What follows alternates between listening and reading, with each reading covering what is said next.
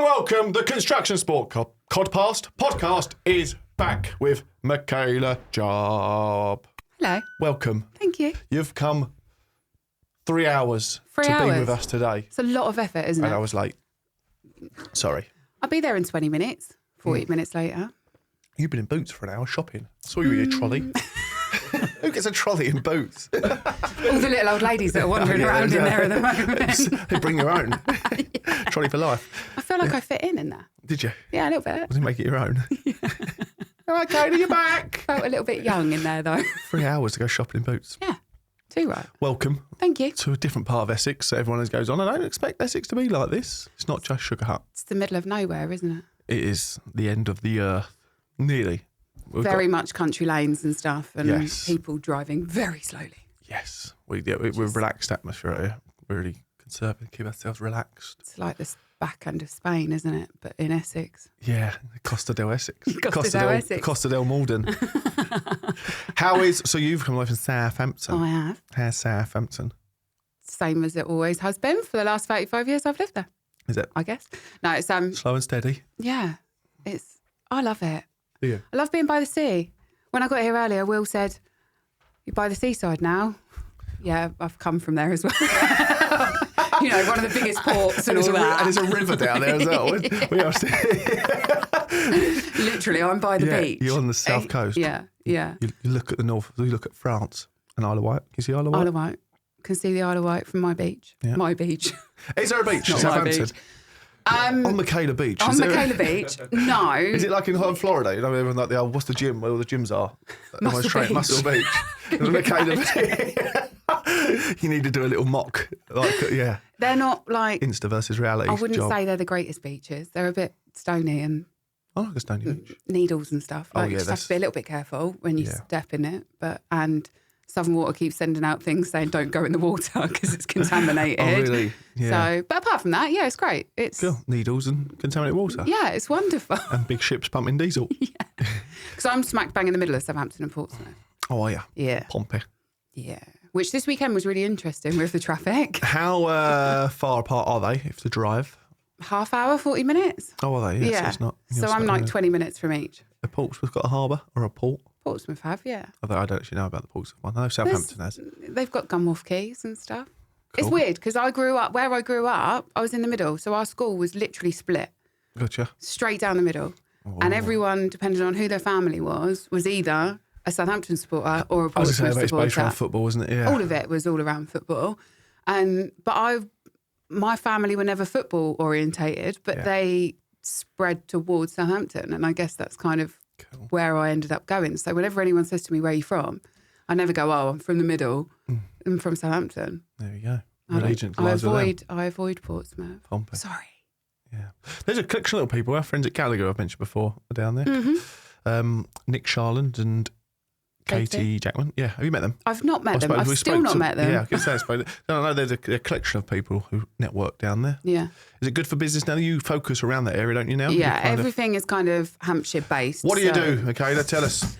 I work with smaller construction businesses because I have absolutely no interest in working with massive businesses anymore, to build their teams, whether that's hiring, whether that's looking at processes around building their teams, whether that's strategy. Yeah. I've done it I've had Underdog for 5 years. Yeah. Did it for 4 years prior to that. But those 4 years were very much temp focused. So yes, it's like recruitment morphed into now more all round the team support. Because if you build a team, I don't want to say correctly, but if you build a team correctly and you do little things, and it doesn't mean that you create this huge amount of work around it, but if you build a team correctly, they stick with you. Yeah. They feel supported, you retain them, which means you can get projects finished. Winner. And I make it sound really simple. It's probably not, but... Well, it is to the point of we've had it, and I've mentioned this many times, when you're struggling, people want something, and it turns out you can actually nip it in the bud with a bacon roll, and people respect you a lot more. Yeah. So, I do a lot of focus groups with teams as well. So I'll bring them in because a lot of the time there's this fear factor, isn't there? Especially in the industry. If they don't get on site, fuck off, leave. You know, that's how it is. Whereas a lot of the businesses that I work with now, they want to understand the teams more and they want to understand how they can make their businesses better for the teams, which makes the teams stick, which means that they can grow. And so I'll sit and I'll bring the teams in and I'll put all the lads and lasses, but mainly lads, in a room. You can't say that. Watch say that me. I'll put them in a room and I'll feed them bacon sandwiches and coffee. And I'm like, right, come on then, let's have a chat. What's great about the business that you work for? What would you change within the business? And asking really simple questions that actually get everyone thinking. And the difference that that's made within the businesses that I've done it with. Just asking shows you give a shit, doesn't it? Yeah. And it's completely anonymous as well. So if they're coming into a room, they can say whatever they want and it all gets written into a report completely anonymously and fed back to the entire team and and whoever's asked me to do it for whatever reason they've asked me to do it. And we'll focus on that. And it makes such a big difference. Yeah. Bacon sandwiches are the answer to everything. Yeah, it's a very British thing as well, isn't it? Yeah. However, I've come off the bacon at the moment. Have you? I've seen you started running. Yeah, running a bit. Where did you see me on the Strava? Oh, Strava. Of course, I'm in the Strava group. Everybody's. I didn't know the Strava group. The boys didn't invite me into the construction sport Strava group. We did. There's me just like doing marathons week in, week out. No one knows about it. No, I did. I use my Garmin app, and I don't really touch Strava much, but they are linked. So they are now. Because every now and then we can all you see see me wobbling around a golf course, can't you? That goes on there as well. I was like, I could do about that. Yeah, it's like in the bushes. You know, military golf going left to right. The Yes, yeah, got back into it. Get into it. Well, I've been inspired by our very own Ben Banaghan. How many kilometres has he got left? He's done. Has he finished? Finished it yesterday. Amazing. And he did technically set the world record, didn't he? He's done it quicker. Yeah, he has done it quicker by about 2-3 hours, but he couldn't get it registered as a Guinness World Record thing, and it also cost a lot, but technically he went faster than the current Guinness World Record. Wow. Yeah, he's made the Guinness World Record. But he had so much admin, and he's literally logged it all as well. Like, I've tried to this, I've tried to that, I've tried to this. He's made like a backbone for why he's not the Guinness World Record holder, but is in a way. Bloody hell. Yeah. But it turns out we run the same pace as well. He just runs for... I was going to say, he just runs a little bit further. He just runs. But I'm not going to judge because I started running about 8 weeks ago. Because someone said to me, yeah. Running's running? You getting there? Someone, a really close friend of mine, said to me, there's runners high. And I train, I strength train a lot. Yeah. But I was kind of missing that oomph that you get from it. And I do it for my mentality and so that I don't end up in prison at any point in time. Yeah. We won't say that too loudly. But with running, it's different, isn't it? Like when you finish a run, you're like on top of I can take on the world. Runners high. Yeah. Yeah. It's and cool. It's good. I was just on the treadmill yesterday. I didn't realise. Oh God, no. Stalker over here. Oh, saw you in there earlier. I went, what do you mean? He said, well, I saw the back of you first going in and then I saw you on the treadmill. I was like, so you've gone past me twice, looking at me through the window. You absolute strange. It's 6:30 in the morning. It's not unusual for him. That's standard. He's going to leave in a minute. But I know that my issue is tight hamstrings, hips and glutes, ass. And if I can get through that, get through my arse. Good luck with that. The doctor's done it before. There's my own time. Yes, I need to. If I can get through that, I'm all right. Because I got to the end of it just after an hour, absolutely from here to here, absolutely fine. Wasn't blowing at all. I'm comfortable. But downstairs, you're just screaming at me. Yeah. But it's mindset, isn't it? Mind over matter. Oh, it's 100% mindset and mobility. Yes, and my theory is with marathons, I feel that people look, I'm going to do a marathon in 4 months' time and I must start training now because the online app says I start now. And that means I must do what they say. And I must look at running this pace because this is what I feel comfortable. And I think people run too fast to do a marathon because they really want to get a good time, that they end up not enjoying it at all and then being like, I never want to do one ever again. Yeah. Yeah. So my theory is slow and steady. Just go out and get a marathon done, no matter what the time is. And do it because you want to do it. Yeah. Not because someone is telling you that you should do it. That's why I got rid of my PT. Yeah. I'm going to do one on my own. I don't want to go to... Anyone was like, what marathon are you going to do? Which one? I was like, I'm just going to go out my door and I'm going to run. On a Sunday afternoon, maybe. I'm just going to put my shoes on and just run like Forrest Gump. Yeah, just going to run and run and run. Jenny told me to. So, and then Alex will be there, like stalking you. Yeah, in the hedges. Yeah. I can see him. He's got no defence over there. No. I've got a mic. I can't do anything. Yeah. But yeah, that is the one. So what, you going out just doing little jogs here and there? I'm like twice a week, I've said. Perfect. But I started about 9 weeks ago. And on the same week, Do you know there's this thing called park yoga? You know park runs? Yeah. There's park yoga as Is well. there really? Yeah. There we go. Which I've just discovered. Yeah. 3 weeks before it finished for the year. Yeah. Classic. So I started running and yoga at the same time, and my body just went, what are you doing? Yeah. As well as weight training as One's trying to well. loosen, one's trying to seize. And it went, no, you can fuck off if you think I'm doing this. Apparently, as you get older, it gets harder as well. Yep. And so I just thought, do you know what? I'm going to run. Fine. Do yoga. Fine. Stretch. Fine. And then my back went as I was walking across the gym. Not even doing anything. It just went. So, and I started physio again all at the same time. So my body just went, no. So I've had to pull backwards. But I started back again last week. And then I am doing it with an app. I'm doing it with Runner. But... Oh, the boys, are you on Runner now? No, they mentioned it. You I went to quite the Runner like opening it. party, didn't you? Yeah, we went to one of them. Did you? Not the opening party, but Yeah, my no, event. get himself about. Oh, influencers. He tripped over the guy who owns it as well, didn't he? He tripped over. It's more complicated than that, but yes. Yeah, the guy who's like the big part of the influencer who pushed it. He ran in front of him, Alex tripped him over and got it on camera. It was quite cool. As you do. Trip. Oops. There you go. Off you go. Bye. Here's my card. Yeah, I decided that I was going to go for a run last week without the app. Yeah. And I still logged it on the app, don't get me wrong. Yeah. But it felt quite nice. I broke the dog, which probably isn't the most sensible thing I've ever done.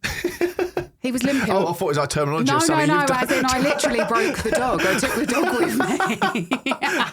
I've not heard this. I've not seen this one on Strava. Yeah, what's this? What does that mean? Yeah, but some of the achievements on Strava as well, have you seen them? Like the names of them. Oh, yeah. It's crazy. Yeah, I literally don't even look at it. I know my log's on there and people, I need to get back into the zone of looking at it.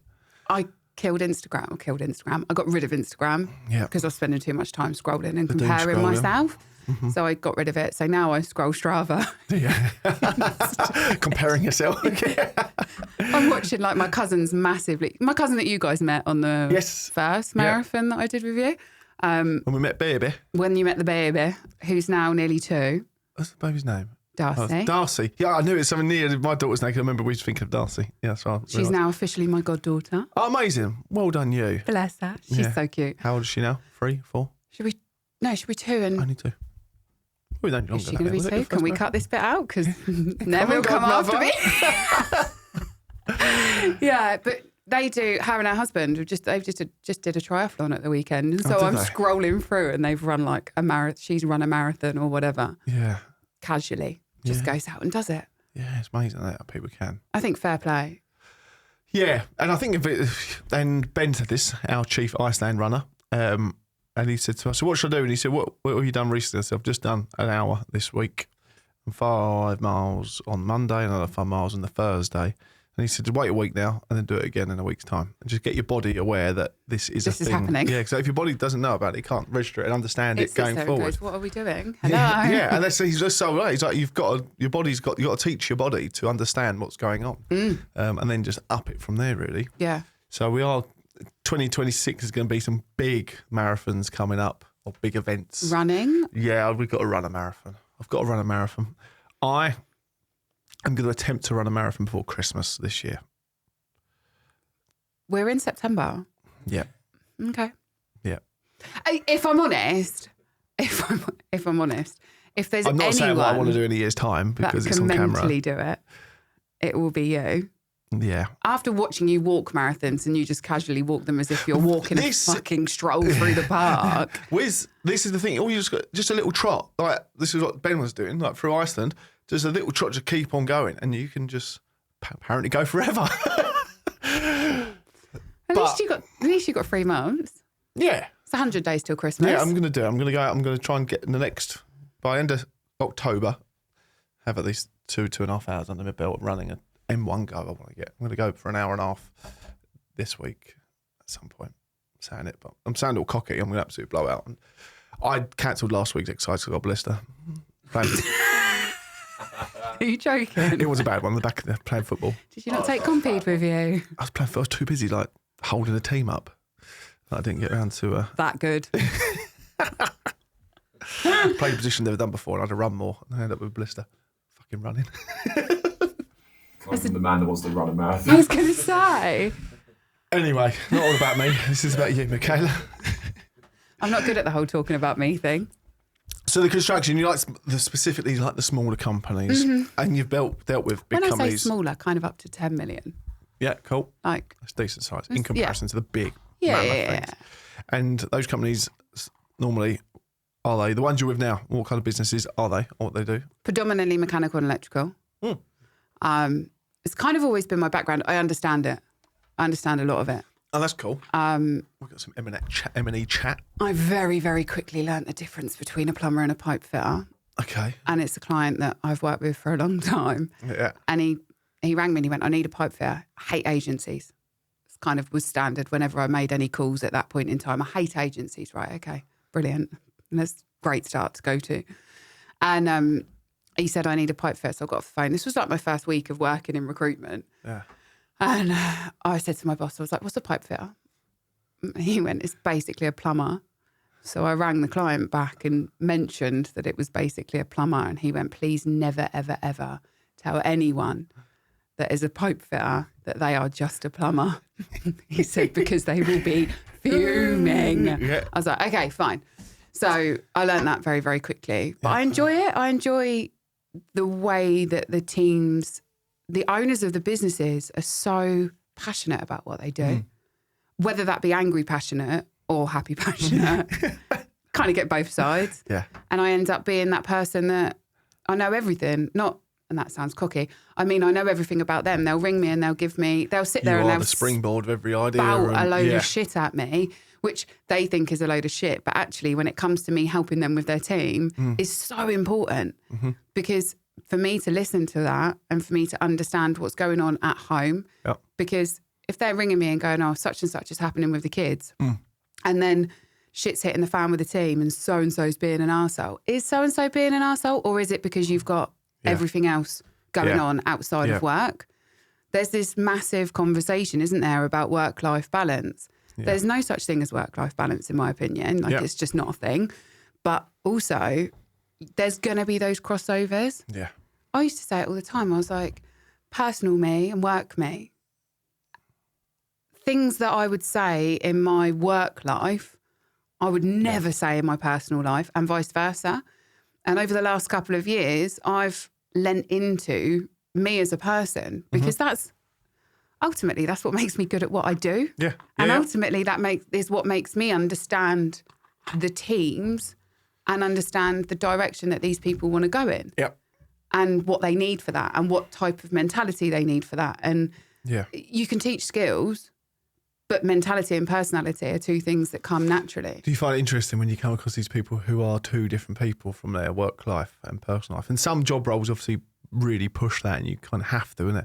And and some people can work with that. No, I cannot. I'm the same. I find it very hard to shut off from work mode and get into family mode again, especially more so when I'm working at home, because there's no hour down, get out of it. But to just have that crossover and being able to shut off is tough, especially with fucking phones these days. But it never switches off, does it? No, it doesn't. But then you come across some people who when people just go in like full professional mode. But then I sometimes think you're acting like a robot, like in that, and it's just.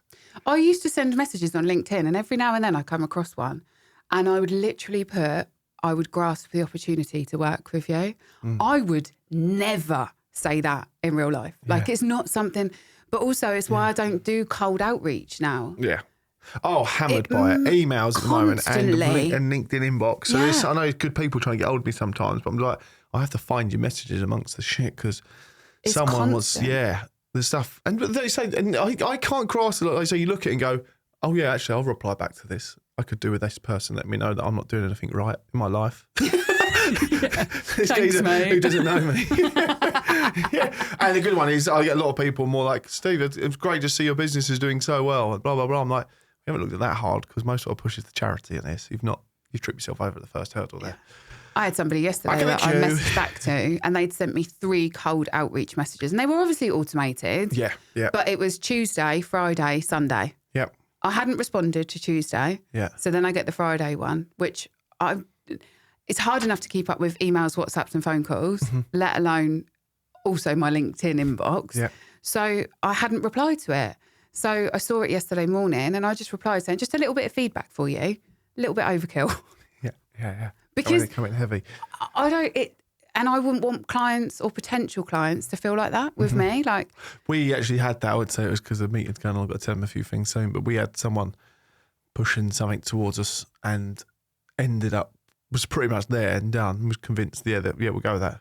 And then it's gone on so much more about so much information that I'm like, I can't deal with you anymore. It's just too much. Yeah, it's overwhelming. Yeah. The deal was done about an hour ago. We just closed this off. But now I'm actually not doing that. Then we're going to move on.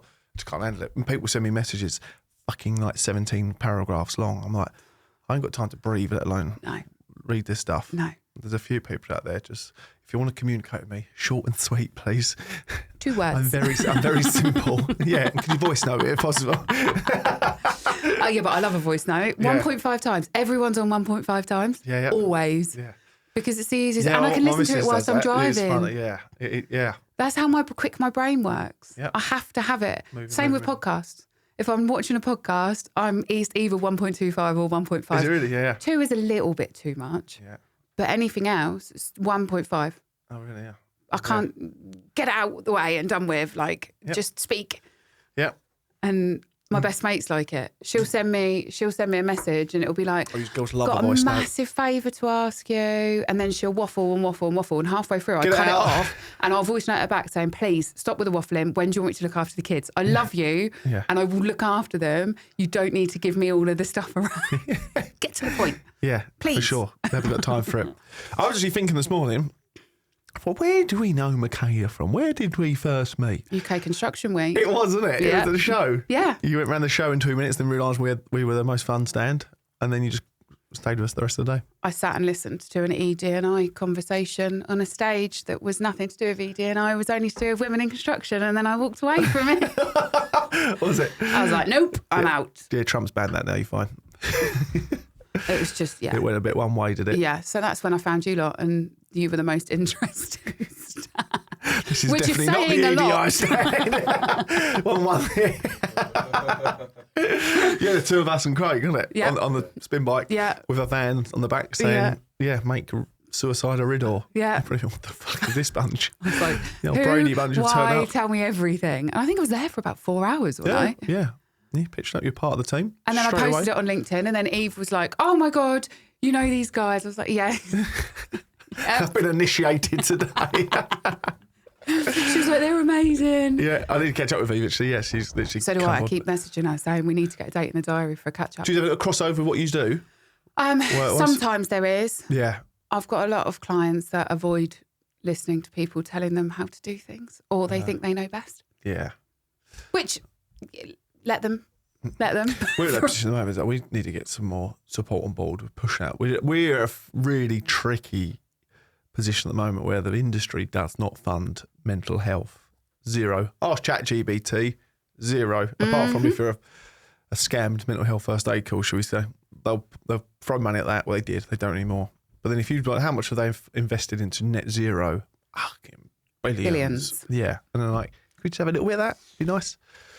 So we're in this position of like we're growing. Everyone wants to know about us. Everyone wants to do stuff with us. Blah blah blah blah blah. But the funding is just not there. So we're like, we need more people behind this to get that next level. Chicken and egg. Yeah, it literally is. And there's been a few things, but we'll get there.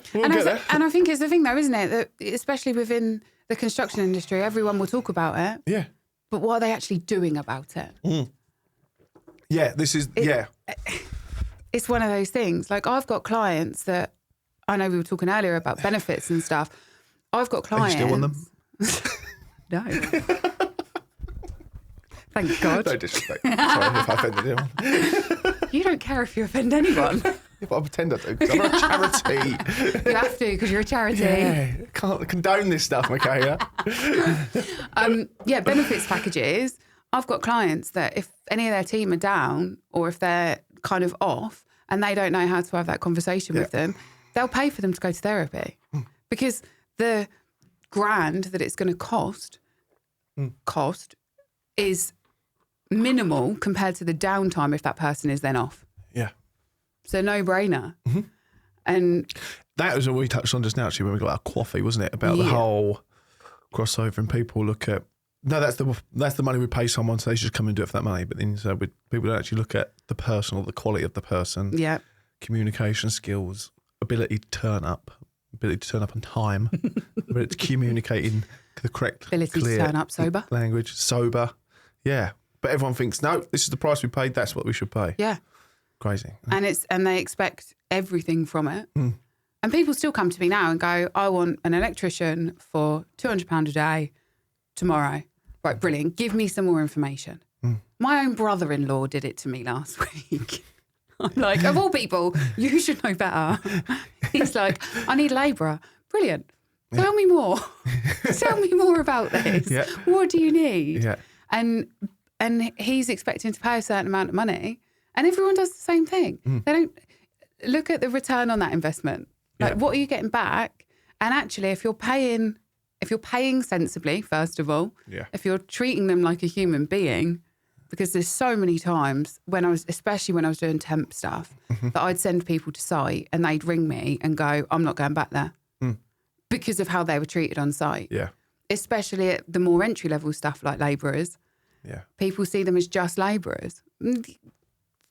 They're not just labourers. No. We've had it, and we still do. We've got a few lads that work with us on and off here and there, and we do everything we can to keep them moving. They'll stick them in other roles, get them to and they'll do anything for us, and they'll go anywhere. And they are the kind of guys, tried and tested. If you ring them up at 11 o'clock on a Saturday night, going, I'm in a bit of trouble, will you pick us up? They'll be there. You know? Yeah. And at any time when chips are down, they're like, no, I'll help you out. And all they want in return is just to see a little bit of reciprocation with it all.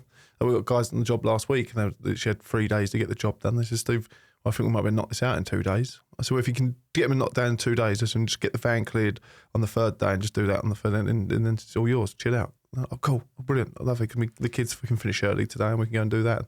And they the smaller appreciate jobs, it. Yeah, and the smaller jobs and the smaller companies, you've got that bit of flexibility in terms of, I see you having a few posts the other day about how back in the day you had the allowance for being able to drop the kids off, or as a dad you could get away with saying that I'm going to be in, or do you mind if I leave at 3 today?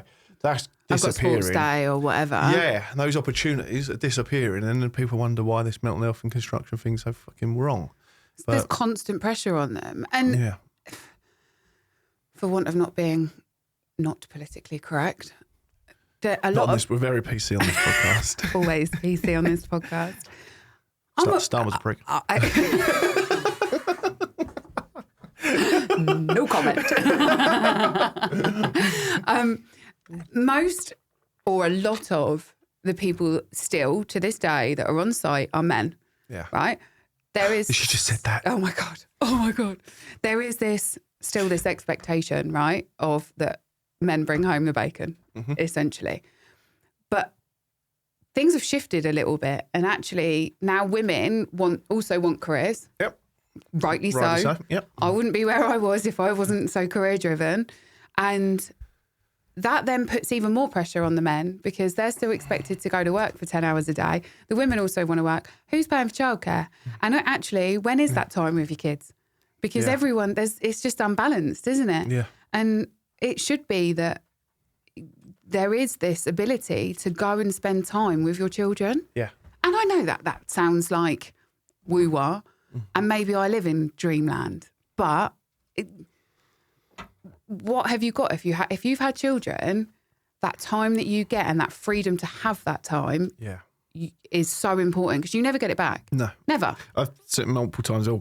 I worked years ago on the railway, and over a Christmas period, I got speaking to someone who was probably in his 50s. He said to me, Steve, have you got kids? I said, no. I said, but one day, he said, well, when you have them, sack this job in. Like, just move on. Like, I said, why? He said, because you're out in at Christmas.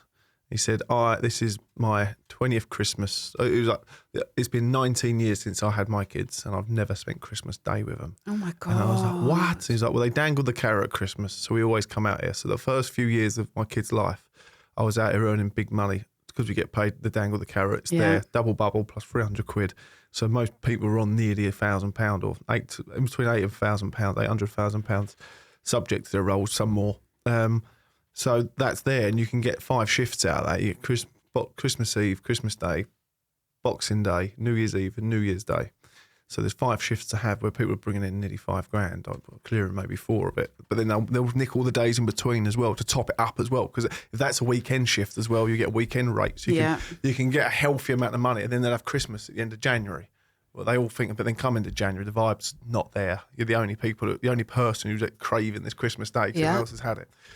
Anyway, so he done that, and he said that 7 years, the first 7 years, I was doing everything I could to send this money home, get this money at home, and the kids to love it. He said our lifestyle would match that money that I was earning, and I then got into a position where I couldn't not do these shifts. I could not do the weekend. I could not do Easter. I could not do Christmas because we needed that money for the lifestyle we now afford.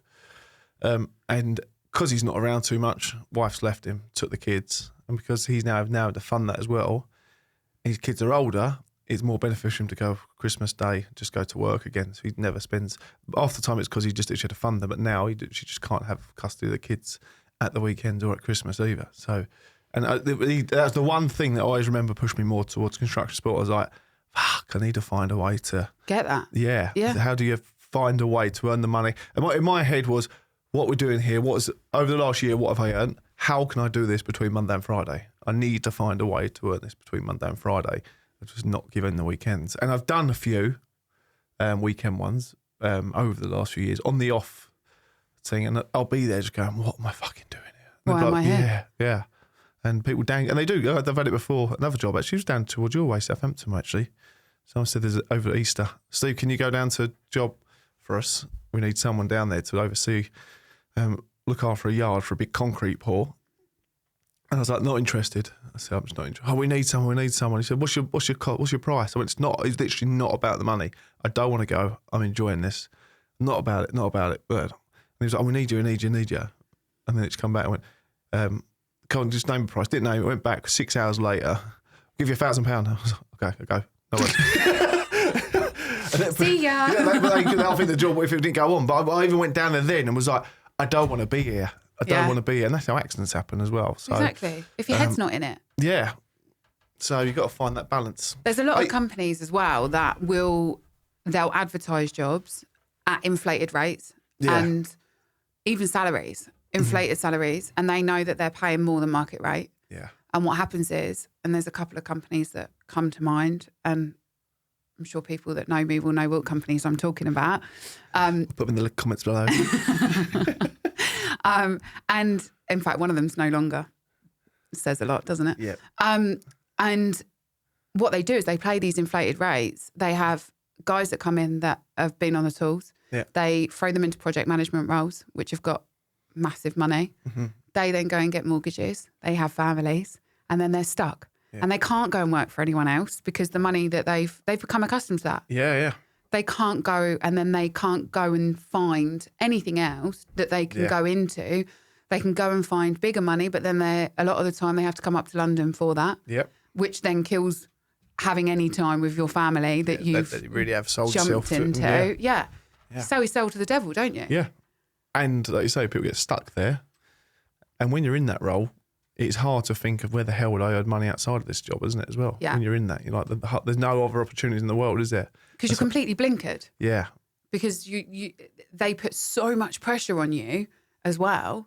Yeah. And you're dealing with subcontractors and telling them they're not going to get paid. And it's constant. It's constant pressure. Yeah. Which then affects them mentally. Mm-hmm. A few people that I know that have worked for those companies have then gone out and started on their own, and it's less pressure for them to start a business than it is for them to work for another company. And we all know that when you start a business, you work 24 hours a day. It's there. There's no down. Do you see in the career-driven women being pushed more into construction? You see more stepping forward? Just from your side? Do you think the industry is doing enough, or is it industry? Should we push the percentages up, or should we just see what naturally happens in a nice environment? Dreamy me says we should see what happens in a nice environment.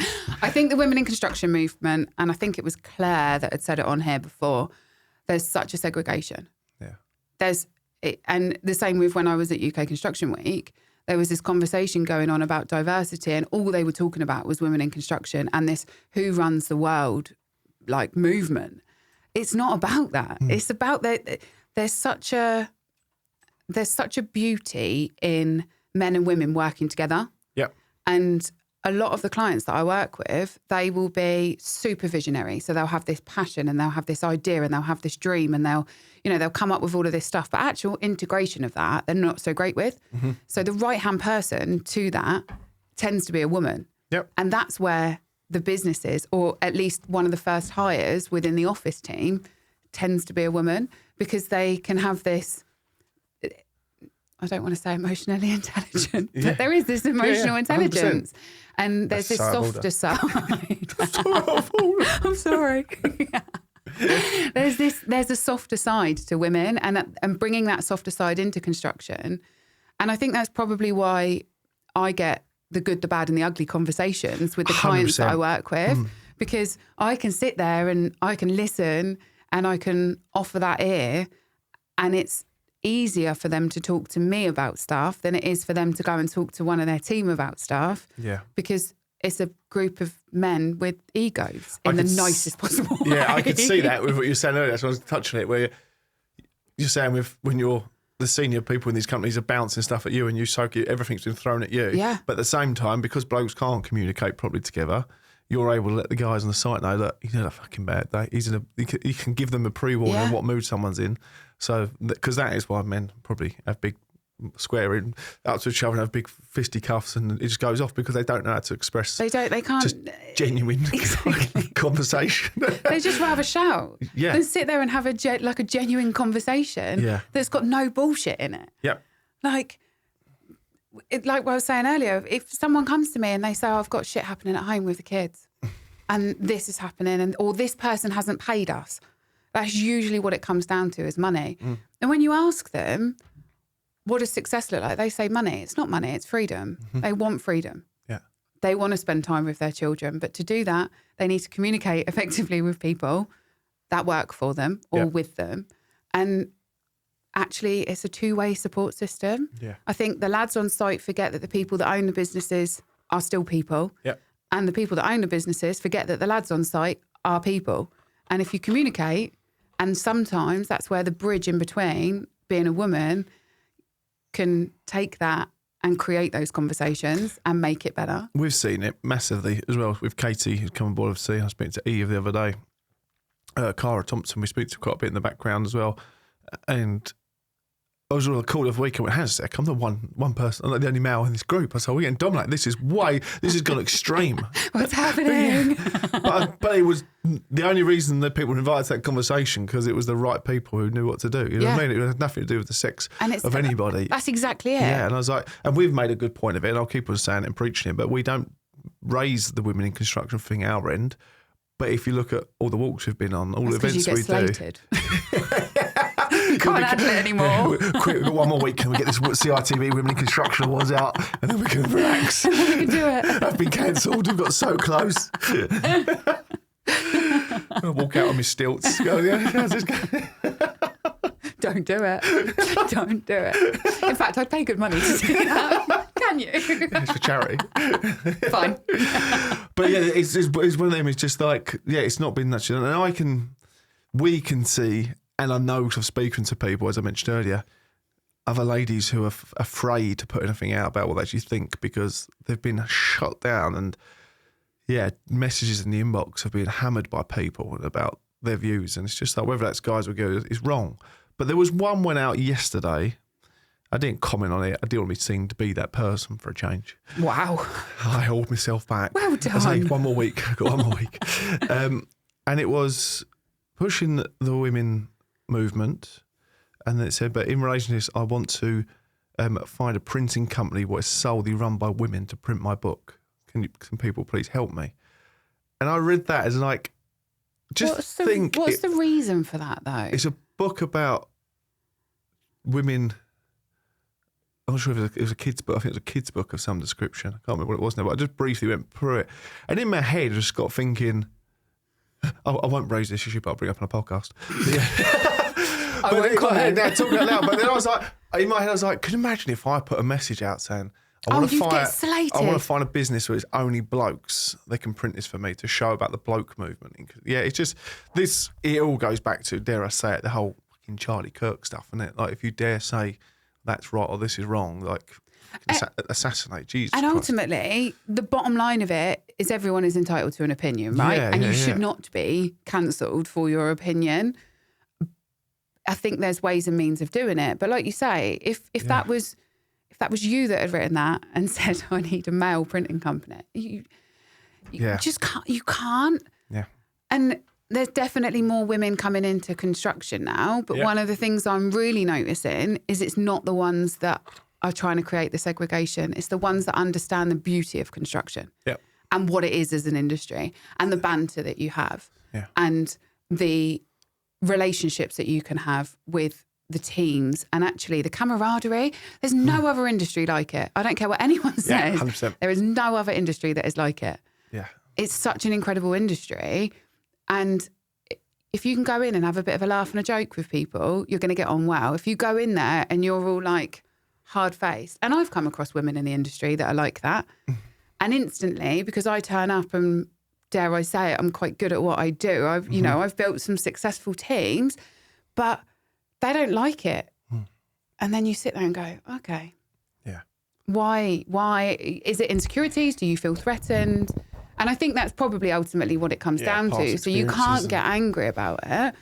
But how about we all just work together in this fluffy little land? I've tried to be very PC and from a respectable... That's the biggest load of shit I've ever had.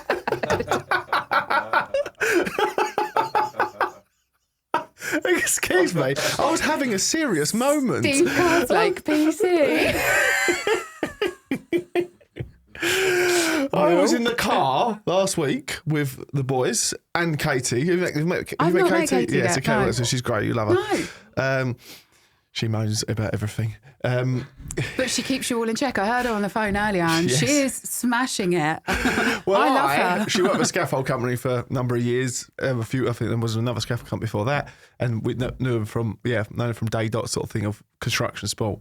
And the boys are hammering her with a few things literally last week, throwing some abuse her way. And I'm like, right, guy, I'm in my head. I'm like, can we just pull this in a little bit? Because Katie is a lady and we've got to respect that. And then she just comes back with just fucking absolute filth towards him. I'm not even going to say it. She's worked for scaffolders. And I'm just like, Katie, help me out here. Back me up. I'm trying to defend you, and you give me nothing to defend. So now I just stepped away. I'm just, fuck it. And I think I've even documented it in WhatsApp. I thought if anything ever comes of it, it was fair game, everyone. Like, it had nothing to do. I couldn't control it. She gave as good as she could get. Yes. And there is some madness. We've had a couple of things. There have been a few events as well when things have been said and then people have gone too far and we've had to speak to people who have been offended. And I get that as well from the position. It. Yeah. Like, as long as you understand that there's a limit. Yeah. That's especially in a male-dominated area. Isn't it? Exactly. Yeah. And it's respectful, isn't it? Like when it crosses the line to the point of rude, then fine. Like I've been in situations. I mean, when I did temp, the messages on WhatsApp and pictures. Oh. Yes, pictures. Like what? Not CSS cards or no. 2:00 in the morning picture. Like what? What's no? Come on. What is it? No. Come on. I don't even want to say it. Like it's not okay. Where in the world is it acceptable? It's not acceptable. I don't need that. Alex, stop it. And right. That's really bad. I'm gone now. Cancel phone contract. Get out of Don't do hours. it. It's fine. I've not done it for like 5 years. But it's bonkers. The things, this world sees. Yeah. Literally. It's mad. Madness. Are you reaching out for more companies? Have you got a nice controlled amount at the moment? Are you happy where you are with it? Obviously, I want to help more people, but I will never I won't ever get myself to a point where I can't give everyone what they deserve. Yep. As businesses. Yeah. Like I want to help them grow, and I've got some that are in real nice places at the moment if they want to go from kind of 1 to 2. Yep. And that's exciting because that looks like 3 or 4 more people. And we're like, right, okay, when are we getting those? Where are we finding those? Who do you need for that sort of thing? Mm-hmm. But also, I have to have the time to understand everyone. I have to understand what they're doing, what sort of projects they do. Because every company is different. And I say it to everyone, like, we can advertise a role, but ultimately within small businesses, and especially small construction businesses, that's never going to be linear. That role is never going to be a job description that's written 5 points of you will be doing this, this, this, this, this, this. And then they'll just be doing that. That's not how it works. And I think that's how it goes across the industry, isn't it? Yeah. The boys, many times, even Will yesterday, Will needs a lift. Can you give us a lift? Go pick a van up. There's somebody, and he's forever going, I'm just a graphic designer. No, Alex is, you're not. And then anything, and we go to the events, and suddenly we're in events doing different stuff. Trying to walk marathons. But it literally is the whole industry, isn't it? Even when you're on a job, but bricklayer, you've got to knock out, or you've got to do this. And But then if everyone helps everyone out, exactly the world that. becomes But a it's better also the place. transparency of it as well. Yeah. There's so many companies, and I wrote a post about it on LinkedIn the other day about job adverts and egos. Yep. No one cares if your business was incorporated in 1901. Yeah. No one gives a shit. Especially when you see the companies shutting down now as well, isn't it? Anything goes at any time, isn't it? HE It's Sim so last sad, week. when who, sorry? HE Sim. I don't know them, yeah. They were Big a one. big mechanical and electrical contractor up north. Oh, were they? Yeah, JS Wright. They were one of my biggest clients when I worked in agency. I just find that I loved sad them. as well. You think those people all those years ago really put them on the map, or done the hard work of a start-up, achieved it, and then bosh, today's society just watches it sink. Yeah. It's awful. Yeah. And it happens overnight as well. Yeah, who did I So speak to the other quickly. day? Someone said this about, we all just got pulled in one morning and suddenly it was like, your job's done. Or we got told that it went on the news the night before, and then we was like, do we even go into the office tomorrow? And then it turns out things like that. But yeah, like you say, people don't know. It just goes bang, doesn't it? Tick. Before I did recruitment, I worked in insolvencies. So I was an insolvency. did you? Yeah, I was an Interesting. insolvency agent, and it was probably the hardest 4 years of my career. I would say, kind of, because I care so much about people, and you watch people that are phoenixing their businesses, and they do it yearly, and it's kind of like a game to them, and that's fine. Like, they're bumping HMRC and the taxman, and they're doing it for that reason. Yeah. Then you get the other companies that are owned by people that really care. Yeah. And they've lost everything in the space of overnight. And then you get all the anger and the emotion that comes from the staff. And you're just doing a job. They've lost everything. They've lost their houses. They've lost. Help yourself to water, by the way. Thank you.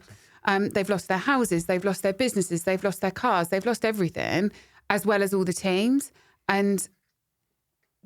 But it happens so quickly that you can't get around that. You can't get around how quickly it happens.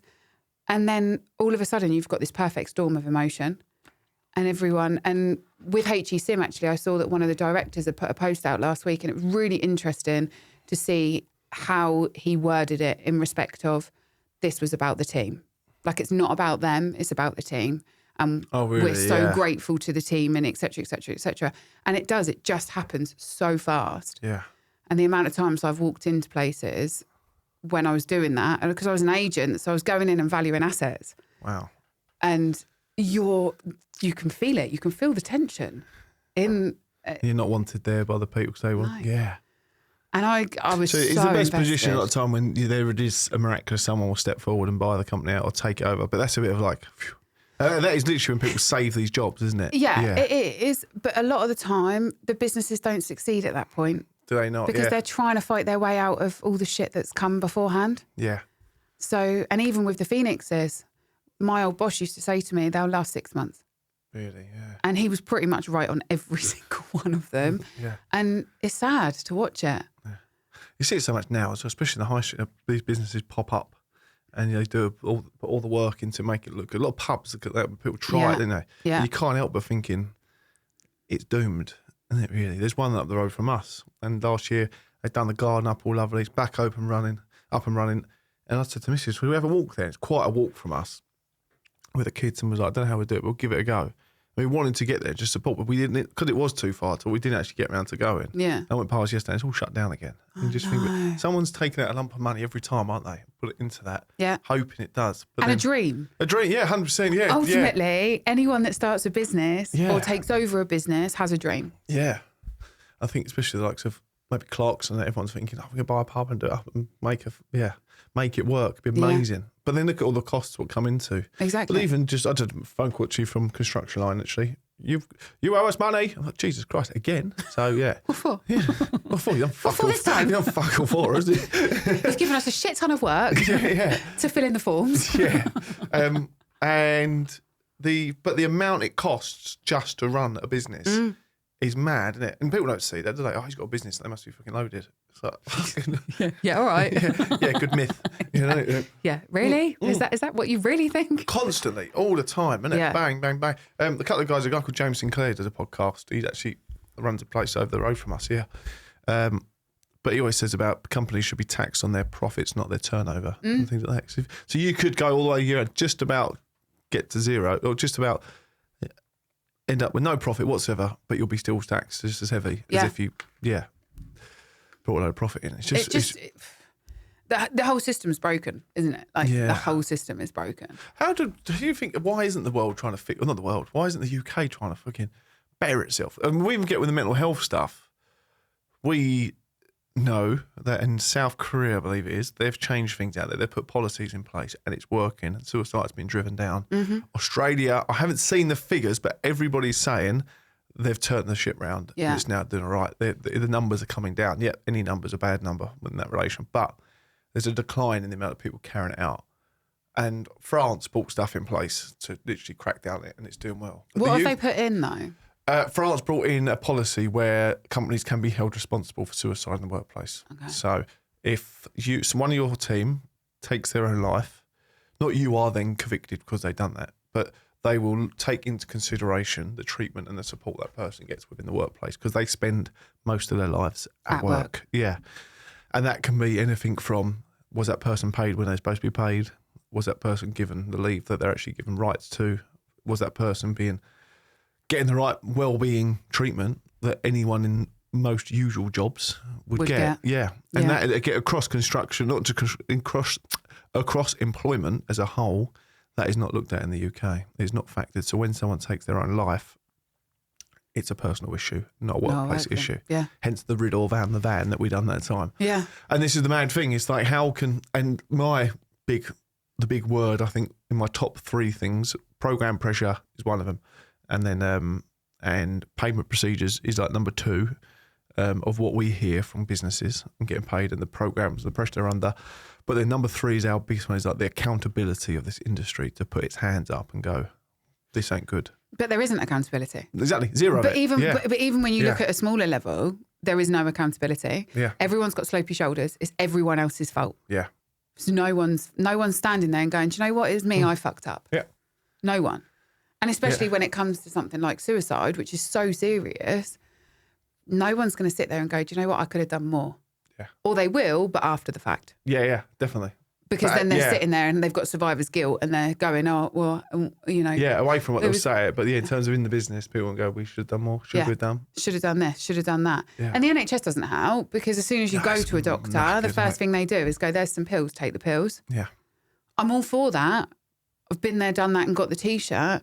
But it's masking a problem. Yeah, long term, it's not the way forward. Yeah. Yeah. 100%. There's so many other. Society is knackered with it. Yeah. The industry's knackered with it. And that's the thing. My piece with it as well is the fact that so companies can't be held responsible. Mm-hmm. HSE takes in consideration stress in the workplace. But then if someone takes their own life, that risk assessment, what's got stress in it, goes null and void. Which if they break their leg. Yeah, exactly. Straight in there. And so that gets pushed away. And then the fact that the industry says, long hours, working away from home, transient working conditions, stress in the workplace, all these are factors in why construction has the worst suicide rate in the UK. But then as soon as someone does it, they go, oh no, it's a personal issue. So no, the industry's admitting that all this shit is happening because of this. I'd be really interested to know as well the sizes of the businesses. So like looking at the figures, the sizes of the businesses of the people that are taking their own lives. Yeah. Because I do think when you get to the bigger companies, people become a number. Oh yeah. And I'm speaking to so many people at the moment, candidates wise, that are either self-employed and they don't want the stress of having to try and find work anymore, so therefore they're looking at going and being employed. Or alternatively, they're working for big companies and they don't want to work for big companies anymore because they feel absolutely worthless. Yeah.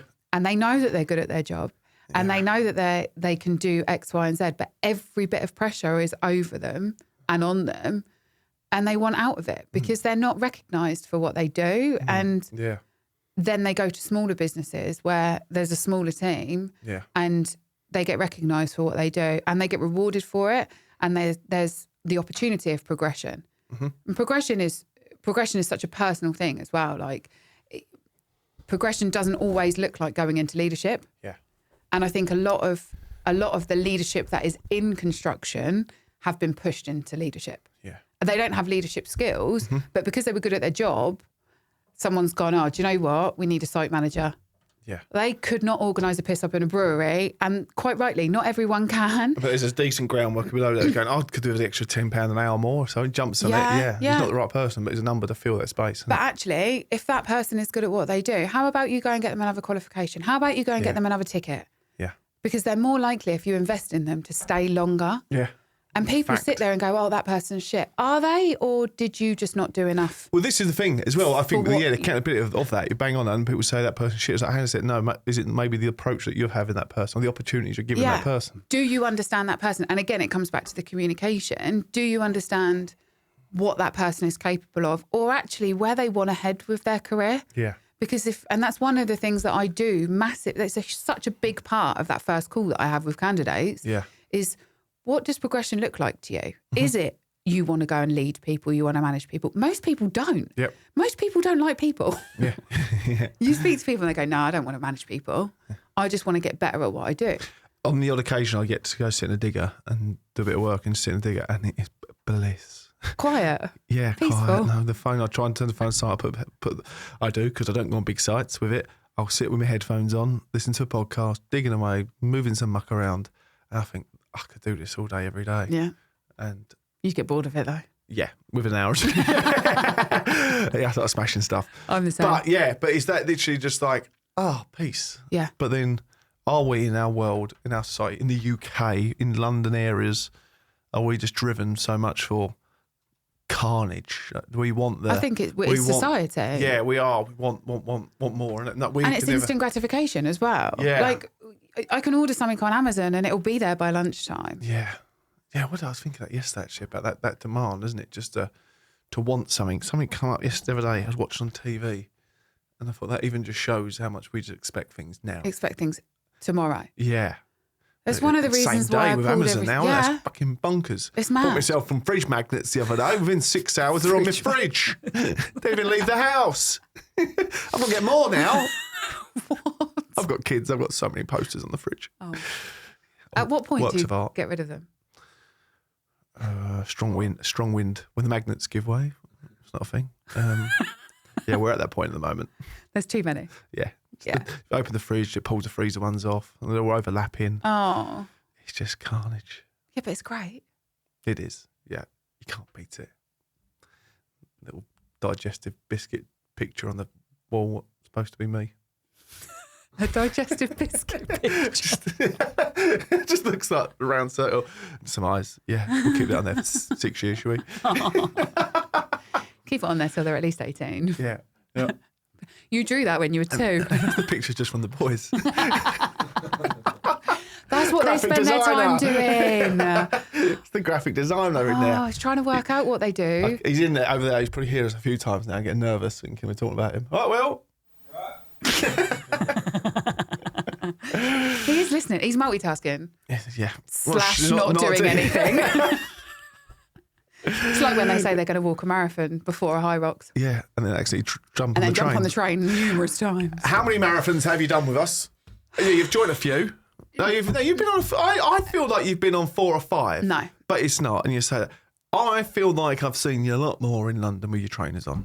Yeah, I did think today. I was like, I'm pretty sure the only time you've ever seen me with makeup on was at UK Construction Week, and then everything else I'm in gym kit. I have done 2.5. 2.5. Or 1. Yeah, 'cause we had the one with the baby. We had the one with the baby. Darcy. With Darcy. And Darcy the most recent one as well. and the most recent one. And then I came and joined halfway through because I wasn't going to do it. And then I got FOMO and was like, let's go. How have your experiences been? Would you recommend it? Please say yes. I'm about to cut this. Why would I come back if I wouldn't recommend it? Exactly. See? I love it. And do you know what? Every single time there's different people. And like last time, Wayne and I were sat there going, we're not stopping until we've done 26.2. We ended up walking an extra stint around because Strava was not saying 26.2. Yeah. Point blank. I was like, no, I'm doing this because the first one that I did, I joined at, was it Waterloo Bridge I joined at? So I'd run from Waterloo to the other side to meet you guys there. And so everyone gave me stick for missing a bit of that one. The second one I did half. Everyone was like, you've only walked fucking half of it. Hang on a minute, I've kept you lot going. I've come here for morale and support and get abused. I just want to keep you guys going. Keeps you coming back. I really enjoyed that one, actually. In fact, I've enjoyed every single one of them. They're good cracks, aren't they? Yeah. And it's a good little stretch, that coming back. And I think someone said about, what do we do in terms of changing the route up? But I don't think we can change the route up too much. I don't think you need to. No disrespect, but the other parts and directions in London ain't the most glamorous. No, true. And we've got a lovely, subtle walk there. Seen it with Buckingham Palace, Trafalgar Square, Kensington, and then we get to Richmond, and then just the river all the way back. There's only one bit that I don't like, and I can't think where it is. Just after Richmond Park, and then the road bit. Do you know where I'm on about? We come around the Fulham Stadium. No, I don't mind Fulham. Fulham's all right. It's like a, I can't think. Past the petrol garage where we went at the pub by Darcy. No. Before Darcy's that, pub. Just before that. Yeah, I know you mean. Going up by the, you go over a railway bridge. Yeah, literally that bit. Looks a bit commony, doesn't it? It's just boring, that bit. Before you get to Richmond Park. Yeah, before you get to Putney. But Putney is kind of heading towards Putney from Richmond Park. Yeah. Yeah. That's the only bit. It's a bit of slog and we got that main road. That's halfway as well. Yes, it will be, yeah. That's pretty much halfway. Right, and that's the point where you sit there and go, okay, why the fuck did I do this again? My legs are killing, but we're actually technically close to the end than we are the start. Yeah, so we just got to keep going at this point in time. And then we stop at Putney. Yeah. And that Putney pub is my favourite pub in the entire world. Yeah, that is cool. Because I like the Chelsea Harbour one's quite cool because I always tactically do it knowing it's Chelsea and the pricing can be much. So we just hang back a little bit and let a business owner go to the front and then have to go around. Oh, is it? We're stopping again. Oh, perfect timing. The sun always shines for us as well. Yeah, it does. We always get the sun. There's always a chopper coming down as well, isn't there? There's always a helicopter around there coming down. When you're walking down the river. Yeah, I love that. It's the conversations as well, though. Like, everyone's there for the same reason. Everyone. Yeah. And I love that. Like, and all different walks of life in the industry, but all got a shared. Everyone's got this shared love for the industry as well. We've got we're doing one.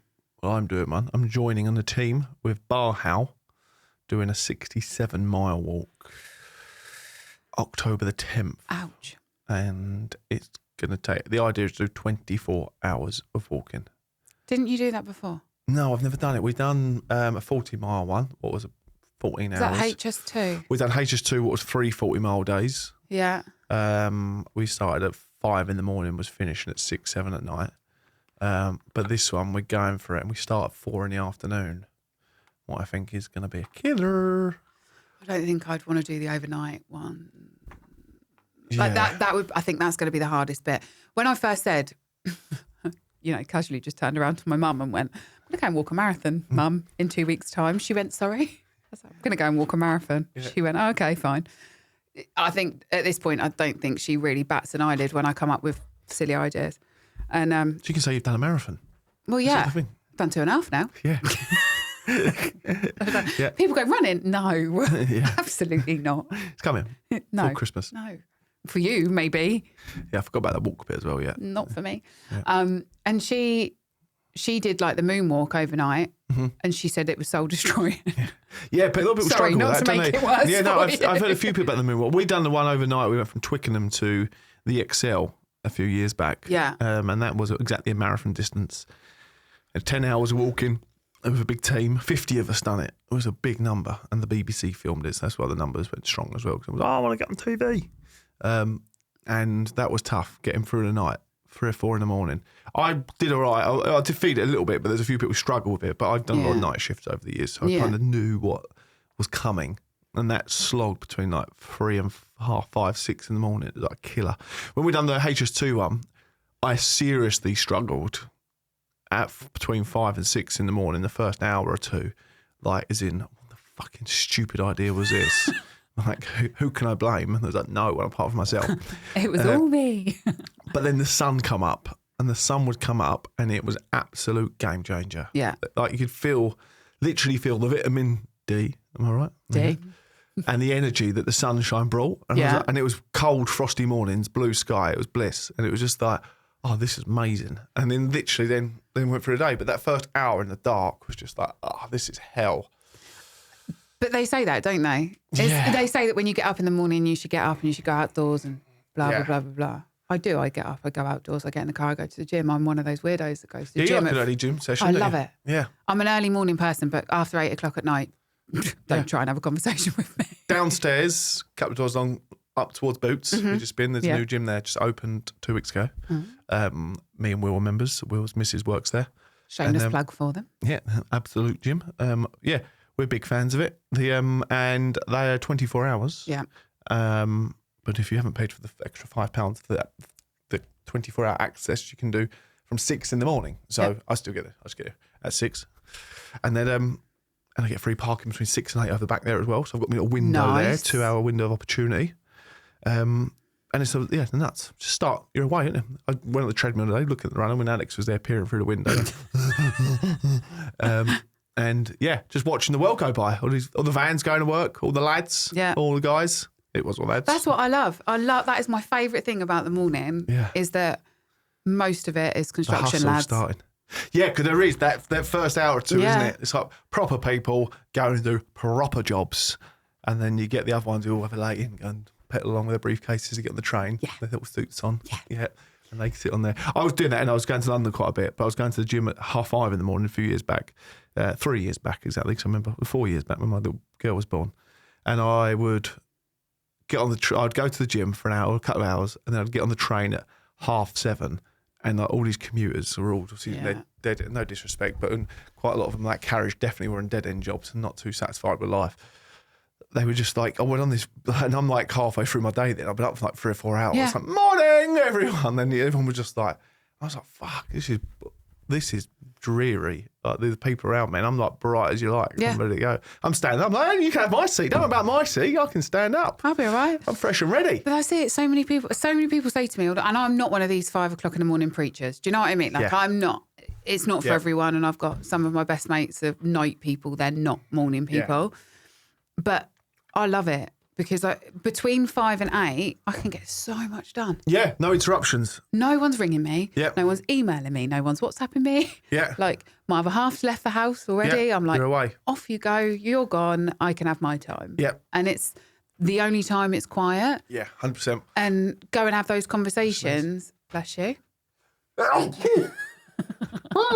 Bless you. Excuse me. Thank you. Yeah, I can go and actually, there's some of the conversations I've had in the gym have inspired things. Yeah. Because a lot of them are business owners. Yep. Within the industry, or their clients, or their people that I want to work with because I've spoken to them about their teams and stuff. And that's where the camaraderie kind of starts. Yeah, definitely. And it's just a giggle. Yeah, for sure. Well, I've always found it. Actually, you're saying that as well. It is hard to do stuff and shut off. Like you say, when the day starts at, say, 8 o'clock, 9 o'clock, when that phone starts going, it's carnage, isn't it? We haven't, I turn my phone on airplane mode now when we podcast in the day. But sometimes when we do evening podcasts, it's like, oh, this is cool. You know, there's no interruptions in life, you know, but I'm sure this is what people go to the gym in the evening and think, just go and get this done. Oh, God, I can't think of anything worse. But yeah, I struggle with that. Every once a year, maybe I'll go rugby training with the lads now, but yeah, I don't do much. But yeah, trying to find that get up and go in the evening, afternoon is harder for me than getting up in the morning. Yeah. Although last week, Wednesday maybe, I was sat there and my brain had just shut off at about 2 o'clock in the afternoon. Yeah. And I was like, what can I do? Yeah. And I was like, run. I all of a sudden had this urge to run. Yeah. It was pissing it down with rain outside. Best weather. And I was like, if you don't like your headphones. Yeah. And I was like, right, just go for a run. Yeah. And that's what I did. And it reset my head. And I know that I was going to say I'm lucky, but I've kind of carved it out to allow me to be like that and to have that. But being able to go and just stop in the middle of the day and go, right, I'm going to take half an hour. I don't take a lunch break. So I think I'll just go and I'll take half an hour and work later. And the man-child that I live with, who was it you that I was having that conversation with? I'm going to say no in defence of him. Definitely was. I'm sure it was on the marathon. I said to someone, the guy that I live with, meaning my other half. The lodger? Just for the record. I do love him. What does he do? What's his work? He teaches people to drive boats. That's what he would tell you. Ah, yes. Okay. It's not what he does. He owns the business for the boat training business and boat care business. Skipper. So he is a skipper. Yeah. He is a skipper. Is that his technical term as well? Skipper. Yeah, technically. So he's actually chief instructor. Skipper instructor. Chief skipper instructor. Yeah. Does he do like one-day events where people can come down to learn how to skipper? Sign us up. You can go and do one-day sailing. Yeah. Do you want to sail or do you want power boats? This is what happens every time I have a conversation one friend about of mine, Sam Lewis, in my head going, get the big boat, big engine. And I've got Ben Parmenter, another good friend of mine, who's like, use the wind and God has given to you.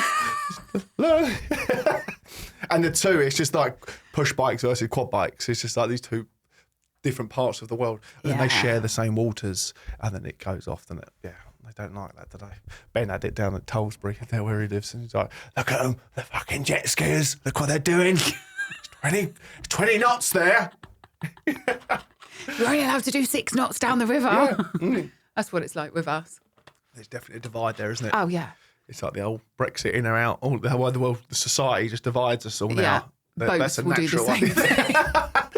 It all comes from the boats. Yeah. Do you get out on the boat? Do you go out with your skipper? No. You're a lady of the land? Everyone sits there and goes, oh, it must be great. Like, you get to go out on a... No, I don't. For the last year and a half, I've not been on one of his boats. Have you got any catamarans down in I don't think Southampton? There will be, but he hasn't, I don't think. Yeah. I'm pretty sure he hasn't. Well, they've got them all around Greece and all that. So if you've got one in Southampton, it's pretty much the same place. It's the same thing. Yeah. This is...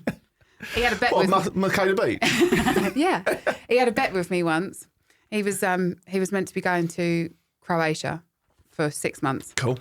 And was like, I'm going to go to Croatia. And I was like, okay. And I'm like, we're very much like that. We'll encourage each other to do whatever. To fuck off. Yeah, go. He's just been to Spain on the motorbike for a week. Like, he came back last night and I was like, I'm going to Essex tomorrow morning. All right, okay, fine. It just doesn't faze either of us anymore. But he was like, I'm going to go to Croatia. I'm going to go and do skipper a flotilla. I was like, okay, fine. See you later. And then... Skipper a flotilla? Yeah. Sounds like an ice cream. I think that's what it's called. Yeah. I'm pretty sure it's called skipper a flotilla. I don't know. Anyway, he turned around and he went, but if you go and audition for X Factor, I won't go. And I'm like, that sounds like a bet. Sounds like a bet I'm going to win. So you're going there? I went years ago. This was years ago. Oh. Years ago. What did you sing? Beautiful by Christina Aguilera. How's it go? Awful. How's it go? No. It's awful. I'm traumatised. I still can't listen to the song. I thought you say Dirty by Christina Aguilera. Yeah, good Lord. There's this one. Yeah, rocking up in chaps and all sorts. No. Beautiful. Which one is it? I'm not singing it. Anyway, do you want me to play it? Yes. I can play your audition. Not my audition.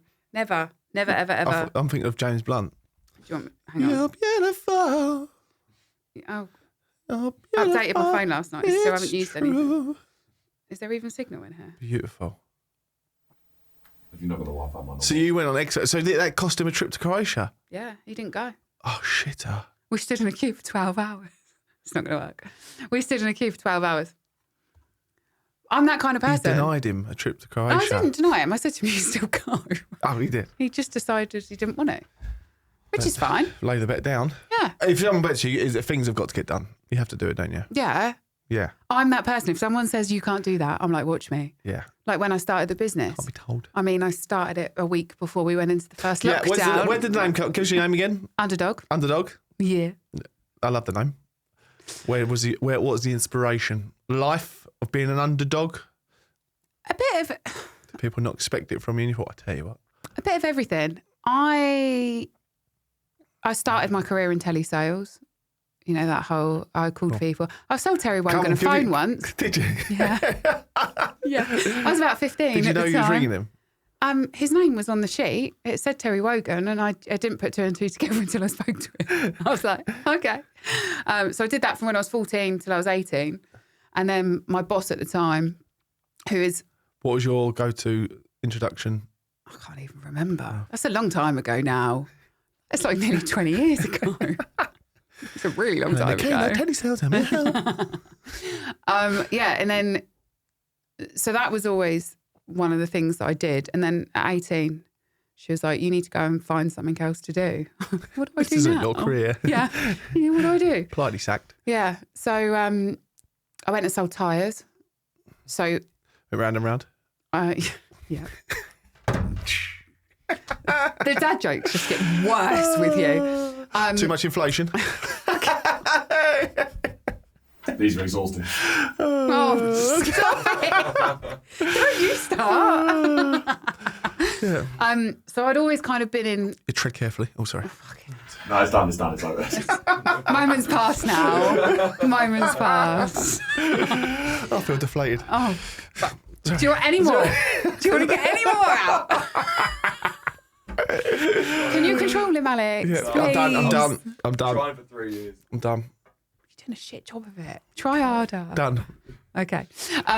So, yeah, then I went into the tyre industry. So, again, was working in an industry. All these jobs. I'm not Teddy Sound. Tyres, insolvencies, and then construction recruitment. Yeah. It's a bit of a change. Go-to career. So, that's what everyone does. Yeah, so then I left the agency that I was working for. Actually, it was a conversation on my 30th birthday. And the person that I was the same person that had hired me at 14 years old. Because yeah. Back in those days, I could get away with it. It's fine. And she said to me, why are you doing this for somebody else? And I was like, I'm not really sure. And she's always been like my biggest cheerleader. And I'm so grateful for that. It's still to this day, she's my biggest cheerleader. And I was like, right, okay, I'm going to start What's her name? it. Shout out. Claire. Yeah. Legend Claire. Yeah. And her husband, Greg. But we all know that Claire's Greg. the boss. Oh, really? Always the boss. Yeah. Did you tell Greg? They're good. They're good eggs. They're amazing. And so then I was like, right, what do I call it? I need to call it something. And I've got a rescue dog who is everywhere within the business. He's my child. I don't have kids. Yeah. He is my child. He is my baby. What dog is it, you say? A French bulldog. French bulldog. Cool. It's very cute.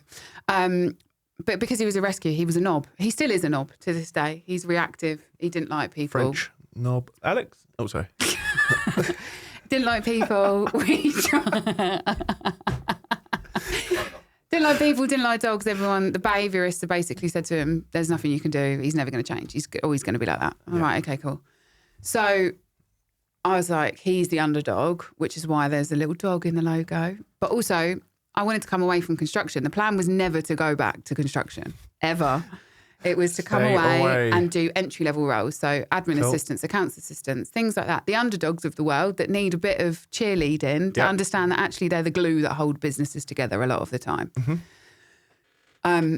Started the business, went into lockdown. 2 weeks later, clients started ringing me and were like, can you help us? Because obviously construction didn't shut for long. It shut for a week maybe. Yeah. And everyone was like, why don't you go and get furlough? I was like, nope.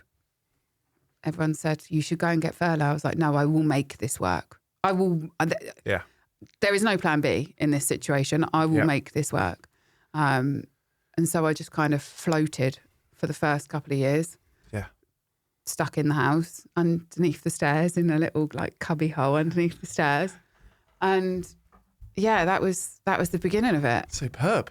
And then the first 3 years I did a lot of temp and then realised that that's not where... It is where my heart lies because it's still people, but there's so much more that I can do. Yeah. And one of the things that I understood was the work that I did with JS Wright. So I can't even remember what they were turning over at the point in time that I was working with them, but I was working with about 5 or 6 different sites to begin with. Mm-hmm. And I'd been recommended in by one of their contracts managers. Yeah. And Lee was actually, and if Lee watches this, he'll know exactly who he is. He was the person that taught me the difference between plumber and pipe fitter. Yeah, and that's something that sticks with me. But he introduced me to JS Wright. And what I did was I went to every single project and I've met every single site manager and every single project manager. Cool. Because for me to understand them as people meant that when they rang me and said, we need labour, I knew exactly what I was placing on those projects. Yeah. So I treated every single site like a different business almost, because... Like you say, because those people are going to be able to work with certain people and others some aren't. of the site managers were tricky, or people would see them as tricky, and it meant that everything that I was supplying them was labourers as well. Yeah. And even when I left the company that I was working for previously, I had a conversation and they'd asked me for a labourer, and I'd been asked, have you found that labourer yet? By someone within the business that I was working for. And I said, no, not yet. And he went, what's the problem? It's just a labourer. Yeah. And I was like, that's not what has built me to the point of bringing in £1 million worth of money into your business. Like the turnover that I had with them was, it's not just a labourer. You have to understand that person is the glue. So the underdog thing runs through everything that I do. I think people in construction at school are the underdogs. Yep. They're seen as the people that aren't necessarily academic. They are pushed towards a trade because, God forbid, you go to college and university. That has got to change, isn't it? And then we see it all the time. I don't think it needs to be seen. There shouldn't be this is university and this is trade. Like, no, it shouldn't be like that. Stuart came on the podcast last week, Stuart Wallace, and he said that they spoke to a project, spoke to a school trip on the bus, took them down to this big project, showed them around this unbelievable project, got back on the bus, and the school teacher, after put all this effort in, turned around to him, there you have it, kids. If you don't listen at school, you'll be working here when you're older. I was just like, it's savage, like this person. But literally, like, people aren't realising there is money to be earned in respectful, decent ways in this industry. And like when shit goes wrong, like COVID, guess who's there getting paid still? Construction workers. Exactly. Yeah. People forget that. People forget, and they look around. Like I look around some of the projects that I've had my guys involved in, and I sit there and I walk past and I have such pride. And I know I'm not the person that's going and doing the installation, but I've been a part of that, and that building wouldn't be there and wouldn't be working in the way that it does because of that. Yeah. And even now, like introducing clients to clients. Yep.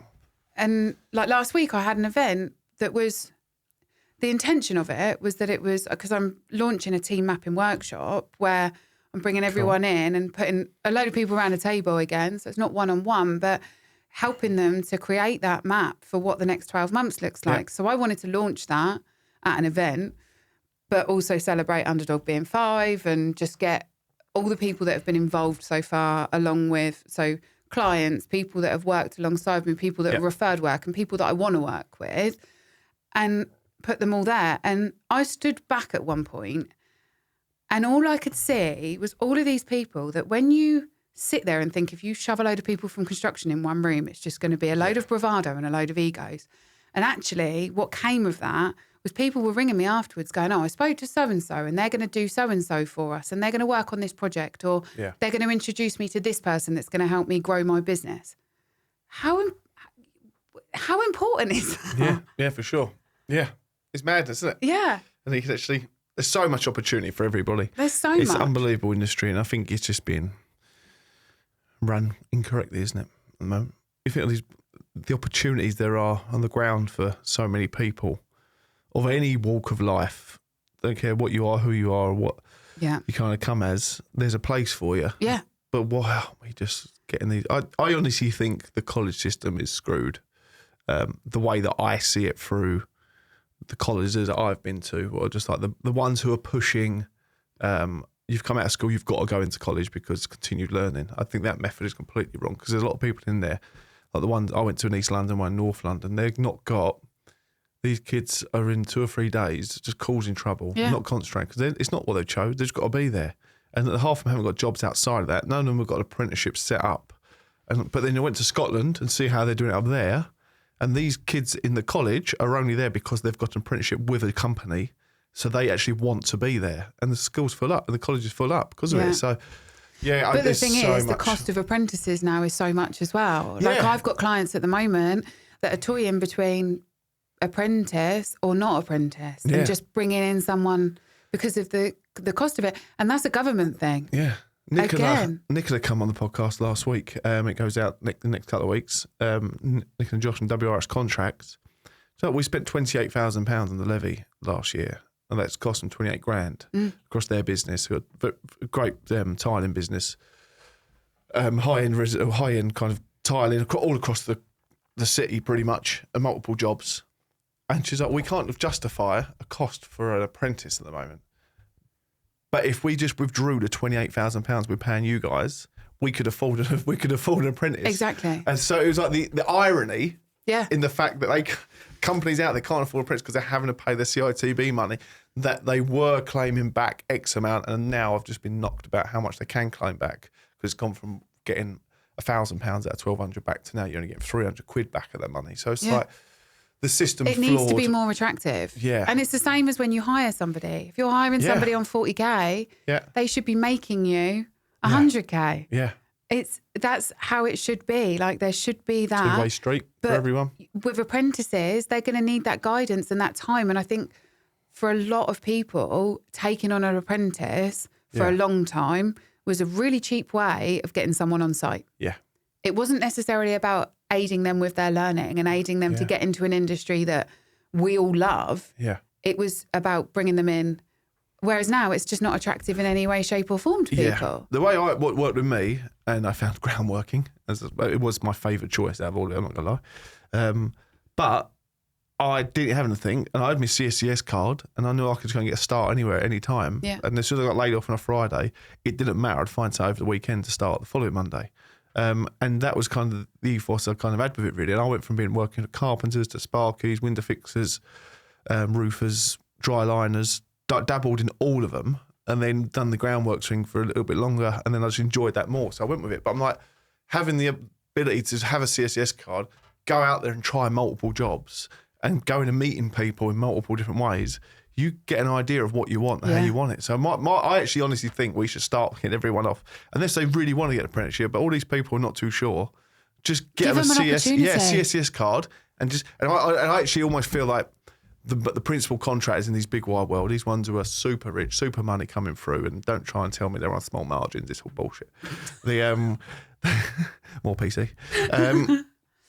Why aren't the big main contractors being responsible, being going, right, you guys at the top of your tree are going to have on this one job, what costs X amount of people, there's going to be 500 people on this job. You have 10, say, apprentices coming on as just labourers, and they're going to work across your project from start to finish, and they're going to help out multiple trades along the way. And come the end of it, in a year's time, 2 years' time, then they can look at, right, across this project, I really enjoyed A, or I enjoyed B, I enjoyed C. And then you can put them on a pathway to do that. I'm willing to be the president of construction in the UK, but... Devil's advocate on that, though. Do those companies have the people in leadership that can actually support those people coming in and make them love an industry? Yeah. Like, do you know what, like, do they have those people available? They've got zero people skills, most of them. Yeah. And this is what the problem is. This is why you need Kerslake Training Centre in there, and we will oversee that on behalf of those companies. Well, they need, at least you'll need a mentor who's going to work across That's it. exactly what they need. Yeah. So you've got 20 jobs in London, you've got 2 of these mentors who go from site to site, checking in those 10 people. Something's got to give. They're going on about orders. We need 150 million fucking bonkers houses or whatever these stupid amounts they want. And then, meanwhile, records are about to kill themselves. No one's coming into it. But if we really push to get... And everyone's leaving it as well at the other end. At the same time, so... Because they're all broken because they work so hard physically. Yeah. Utter madness. Utter madness. But we will get there. We will fix it ourselves alone. Slowly. Yeah. Mikaela, thank you for all your support and everything you've done for us in the background, front of house. When are you doing another trek, by the way? I think we need to get one together. I think we need to have a little festive one. Hang on a minute. Last year we did May, right? And then there was all this talk about an October one. Dressing up for Halloween. Yeah. It didn't happen. Something else happened. We're in September now, aren't we? Yeah, okay, we're doing a Halloween one. Are we doing oh, hang on. That's only a month away. But yeah, thanks a million for coming down. Thank you for having me. Mikaela Jubb has travelled from middle of Pompey and Southampton. Safe travels. Thanks.